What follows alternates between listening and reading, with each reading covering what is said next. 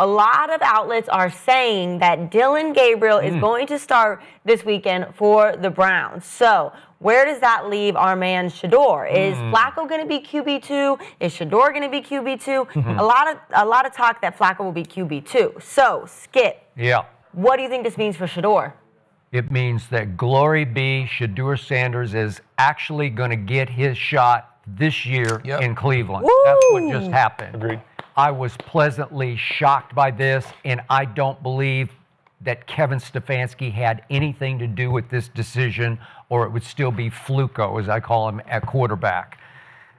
This was the owner stepping in, Jimmy Haslam, saying, enough of Flacco. I've seen enough. I want to see both the rookie quarterbacks play football this year for the Cleveland Browns. So Dillon Gabriel will get his shot because he's second on the depth chart.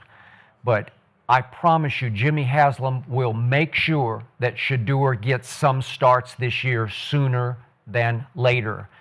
But if you look at it from Stefanski's point of view, I'm pretty sure he's on the way out after this decision because they had just pulled off the upset of the century. They had just beaten Micah's Packers with Flacco at quarterback.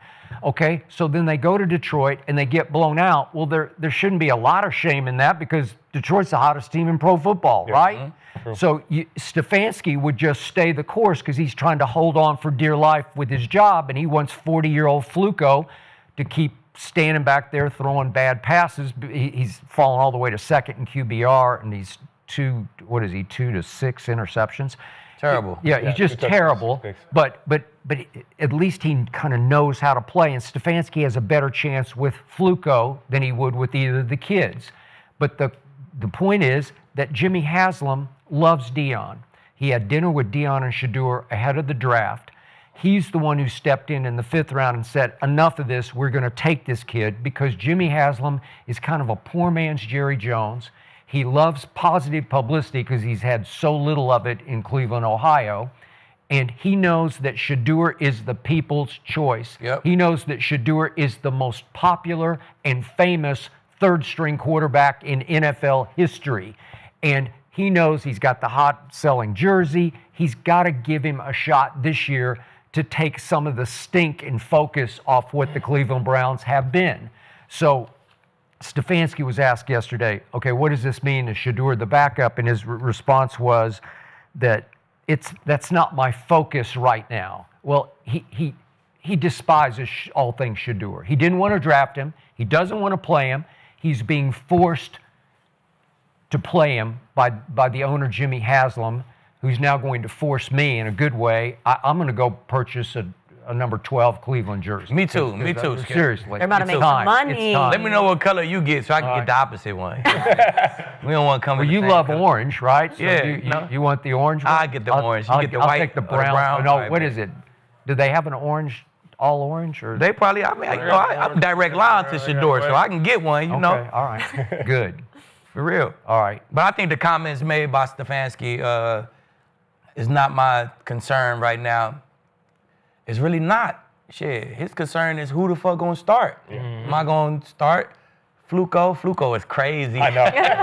Hey, it wasn't one time. He kept rolling with it. Hey, Flacco is crazy, but is he gonna start Flacco or is he gonna start Dillon? So I think he kind of worried about his job, like Skip said. He's worried about his own job. Which direction do I go in? Because they let him make real decisions. You know what I'm saying? They put their foot down upstairs, but ultimately Stefanski make real decisions in Cleveland. So I think he right. It's not his concern right now who the backup is. He trying to see who the starter going to be for this London game. You know what I'm saying? So the backup, I'll figure that out in a second. You know what I'm saying? But right now, let me figure out which guy I want to go with to be the starter. So I don't think that's a bad thing for Shedeur. I agree with Skip. Hey, long as we moving along in this quarterback, if my starting quarterback has 6 picks, we finished 4 games. He had 6 picks, 2 lost fumbles. He got 8 turnovers. He's supposed to be the veteran who can lead these guys, let the defense play their game, and take care of the ball. Let the defense play football, take care of the ball. He's not doing that right now. You know what I'm saying? So if you're not doing what the vet supposed to be doing, I'll sit his ass down and go Dillon. So it shouldn't be a hard decision for him. Yeah. I'll go Dillon, and we know after Dillon go 0-4, it's Shedeur. So So I agree that it's a step closer. My only concern is the operation of the NFL. Just because you got benched don't mean you go to third. Yeah. Shedeur's still third. Yeah. And we don't know what's going to happen with Dillon Gabriel. So I don't want to, throw a parade. Yeah, we about to see Shedeur, because if Dillon Gabriel is halfway decent and you saying Stefanski is not a fan of Shedeur, he's still third. Yeah. So this is not about Shedeur. My comments are not about Shedeur and his capability of. I wasn't opposed to Shedeur sitting and learning. But if what we've seen, put him in there. However, my concern is the operation of the NFL. Because he's third, now does this make him active on game day? No, he's not really worried about that, though. No, he's not worried about being active. He's worried about, okay, you went Flacco, then you go Dillon. That's what I'm saying. But you're not going to go back Flacco. No, the next starter is Shedeur. He worried about starting. No, that's what I'm Fuck saying. who the backup is. No, you can't go back to Flacco. Fuck who the backup is. That's what I'm saying, though. That's a good. And to your point, I would rather Shedeur not be the backup if Dillon's starting, because it's a tough place to be in if the starter goes down, knock on wood. I hope nothing happens against Dillon Gabriel. And two, he's collateral in all this. I'm rooting for a rookie quarterback. Right. Anyone that gets an opportunity. I hope Gabriel plays well. But if something happens and he goes down in the game, it's tough to come in as a backup because that game plan is not tailored to you. So I wouldn't mind Shedeur not being the backup. Get him some more reps, though, at practice, because we're one step closer. Let him get those reps. Put Flacco at 2. If Dillon goes out there, gets hurt, something happens, Flacco comes in as the emergency guy, and then after that week, or you make a change mid-game, after that week, then take Flacco or Dillon the third and give Shedeur a game plan that fits him. Right. When you throw in a backup, when the starter goes down, you have a small section of plays where it's like, all right, here's your emergency plays. If we need you, this game plan is tailored to who the starter is. So, and that's what I'm saying. Yeah. What my concern is, put him in a position to succeed. Yes. Don't put him in a position where Dillon Gabriel knows he's a starter.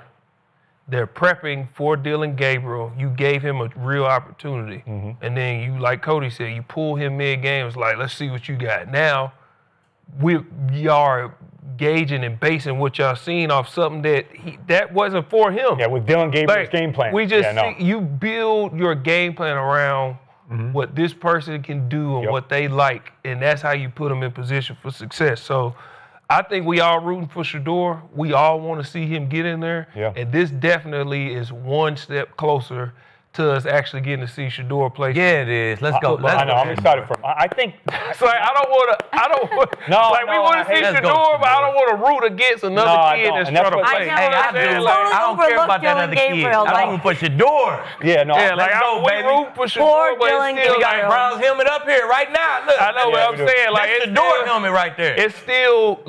It's still Dillon Gabriel, still somebody else's kid. That's somebody's brother. That's somebody. So you don't want to root against this kid to play so bad that it's like, all right, now we can get he sucked too. Yeah. You don't want to root against this kid. Nah, man. I'm going to be praying for the Browns to lose 4 games in a row with Dillon. I'm curious. Go ahead, Skip. Dillon Gabriel is pretty good.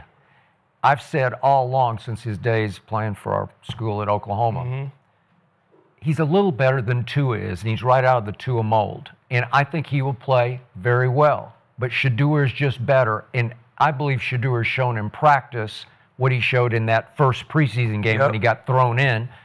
He just got it. He's deadly accurate. He's got command and poise for the position. He was born to play NFL franchise quarterback, and he will seize the opportunity if given the opportunity. And maybe that's a big if, but I just think the owner is going to ensure that the owner knows it will be the biggest national publicity splash that they have had, I don't know, maybe ever. Seriously, maybe ever. If Shedeur starts a game. And even if you know what I'm talking about. No, I know.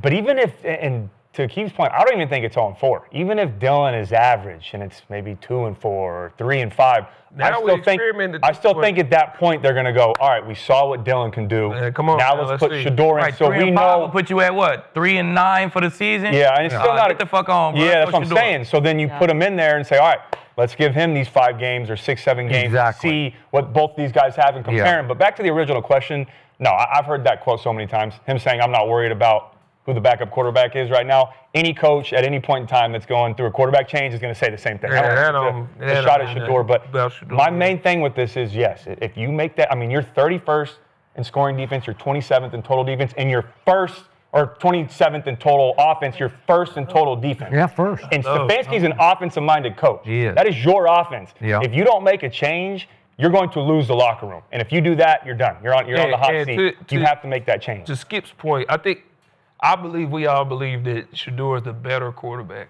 I do. I personally believe he's better than Dillon Coming Gabriel. out, I had him higher. I believe he's better than Dillon Gabriel. And to Skip's point about success, we just talked about Cam Ward and what he's built and made of, and pedigree. There's things about people and kids or however when they come up that makes them who they are. We just talked about his father being arguably the greatest athlete of all time. He carried himself a certain way. He did things a certain way. He demanded certain things, and he knows who he is. He's been grooming Shedeur to be Shedeur from... That's correct. He's been grooming him for the lights. Everywhere he went, he told him, son, wherever we go, the lights are coming. The cameras are coming. So he's been grooming him for this.